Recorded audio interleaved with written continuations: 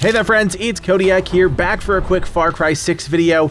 It's another week on Yara, and sadly, week 9 of the Insurgency reset leaves a lot to be desired, but a few good items save the week from being a total wash. This week, Sierra Perdida is under attack by the FND, and you'll have to clear out 2 checkpoints, 2 anti-aircraft sites, and liberate one of the FND bases in the region. I chose the Santo Gusto Coffee Factory, but you can choose whatever one you want within that space. Once you do that, you'll have to tackle the Cocodrio Special Operation. I've pontificated about this enough in our weekly videos, so let me just say this once and for all. I don't like special ops. They're boring, unengaging, and leave a lot to be desired. Some of the map design and quirkiness of them are fun, but that's about it.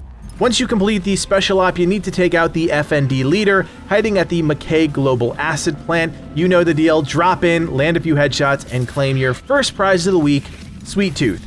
Sadly, this is just one of the worst possible weapons you could ever hope to get in Far Cry 6, and maybe for that reason alone, it's worth getting. I have no idea. It's just bad. This is a unique weapon, which means you can't change the mods, and we do have a couple to talk about. First is poison rounds, easily the most lackluster ammo type in the game, but slapped on a pistol designed for short range, well, it becomes even less effective. The one redeeming quality about this gun is the fast reload mod, which is my go-to, but honestly, that's not much to write home about. The other mod, Preloader, which improves the speed of replacing a partially used mag, is just a waste in my opinion. I can think of very little combat scenarios where this would actually make a difference, but I can certainly name 1 or 2 mods that would be better suited for that slot. In practice, the gun works about as terribly as you'd expect. Its time to kill is way too high, mainly because poison rounds just don't do that much damage, and the effect, while it's fun, is not practical. I don't need to belabor the point here. Sweet Tooth is just a bad gun, and as you know, we're fans of ranking weapons here on the channel, and if I did have to give this gun a ranking, that's right, it's getting an F. Like I said in the intro, easily the worst unique weapon to come out since the launch of the game. Luckily, the awful week is kind of saved by the black market offerings this week, and I will say I'm still really happy with the weekly spread of weapons and armor that come out on a regular basis. Are there issues? Yes, and for the 3rd week in a row, we have a gun without a name, but the constant injection of gear is great. I just wish there were some more quality of life options to really take full advantage of those sets, and oh yeah, the content to make them viable. Nevertheless, if you're a fan of collecting loot like I am, then you're in luck. First up, we've got 2 items coming at us from the Chromatic store bundle. Once again, I'm glad they're offering these up to players for free, and unlike in Assassin's Creed Valhalla, I feel like we're actually getting a decent enough spread each week. The Synth Pop helmet is available, and this comes with the Quick Blink perk, which improves blindness recovery. Not a great perk by any stretch, but it's a cool looking helmet. Sadly, no transmog, but I'm sure that's coming at some point, I hope. The Derezer is also on the table. This is another offering of the Desert Eagle variety, and although we have seen a couple Desert Eagle modified weapons at this point, it's nice to keep seeing these super-powered guns in the shop each week.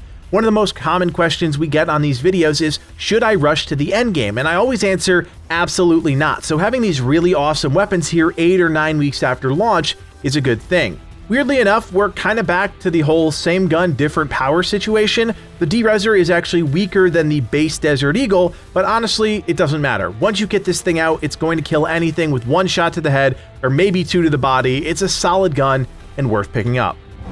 Also up for grabs this week is the LIbertad Custom 4570, that pump handle rifle that you get super early on in the game. I'm gonna be honest, after a few really strong weeks, what with the SSGP, the ARC, and the AK-47, it's hard to get excited about this particular gun, but it's there for players to pick up. You can modify it, making it more viable, and you do get the option for a standard and canted optic, so you can make this weapon work with a little time, but yeah, definitely not my top pick.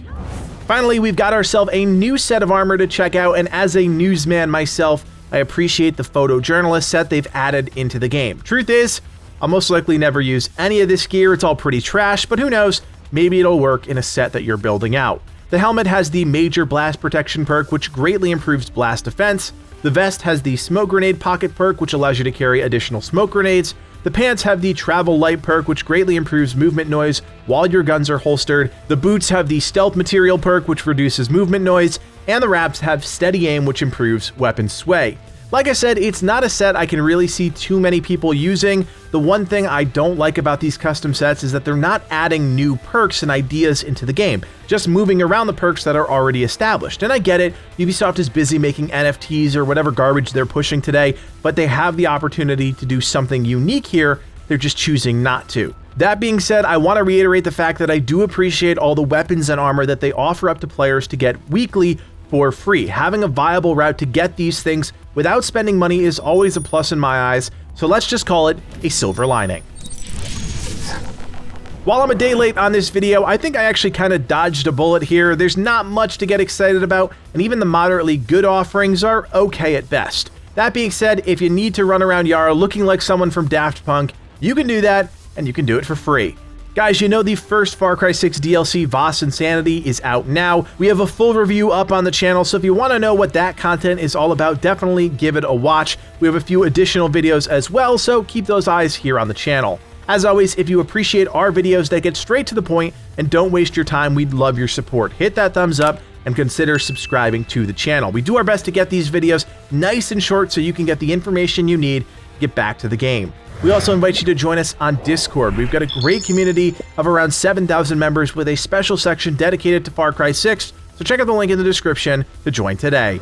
Finally, if you like everything we're doing here at Legacy Gaming and you want to help us out even more, you can do so by becoming a member. For just a couple bucks, you're helping evolve the channel and take our community to that next level. Check out the join button below to learn more. My name is Kodiak, and from everyone here at Legacy Gaming, thanks for watching, and play on.